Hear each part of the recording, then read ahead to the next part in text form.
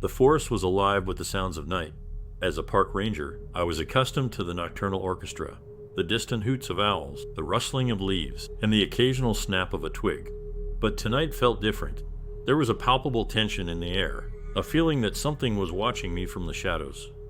I was patrolling the northern edge of the park, an area known for its dense pines and steep ravines. It was a moonless night, and my flashlight barely cut through the oppressive darkness. The beam of light flickered as if the batteries were dying, even though I had just replaced them. Great, I muttered to myself, trying to shake off the growing unease. I had been a ranger for over a decade and had seen my fair share of strange things, but nothing had ever truly rattled me. As I trudged along the narrow trail, the forest seemed to close in around me. The trees loomed tall and menacing, their branches intertwining like skeletal fingers. The wind picked up, whispering through the needles in a language I couldn't understand. I pulled my jacket tighter, the chill seeping into my bones. Then I heard a soft, almost imperceptible whisper. At first, I thought it was the wind, but the sound was too deliberate, too human. I stopped, holding my breath, straining to hear. The whisper came again, closer this time, a garbled mix of words and animalistic growls. "Who's there?" I called out, my voice trembling despite my efforts to sound authoritative. No response, just the whispering, growing louder and more insistent. My heart pounded in my chest, and I tightened my grip on the flashlight, wishing it was something more substantial.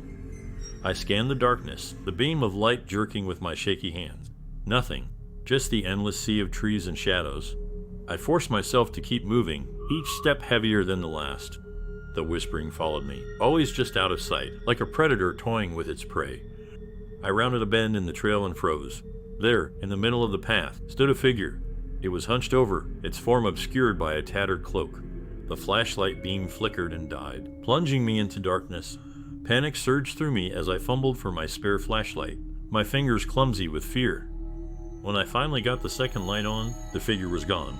I swung the beam wildly, searching the underbrush, but there was no sign of it. Just then, the whispering returned, louder and more insistent, seeming to come from all around me. I broke into a run, my training forgotten in my desperate need to escape. The forest seemed to twist and shift, the familiar trail becoming a labyrinth of terror. My breath came in ragged gasps, my lungs burning with exertion. The whispers followed, now accompanied by the sound of footsteps, heavy and deliberate. I stumbled into a small clearing and fell to my knees, my body trembling with exhaustion and fear. The footsteps stopped, and for a moment there was silence. I looked up, and my blood ran cold. Standing at the edge of the clearing was the figure. It stood taller now, its cloak billowing like smoke. But it wasn't the cloak that terrified me, it was the face, or rather, the lack of one. Where a face should have been, there was only a shifting mass of darkness, a void that seemed to suck the light from the air. The figure raised a hand, long and clawed, and pointed directly at me.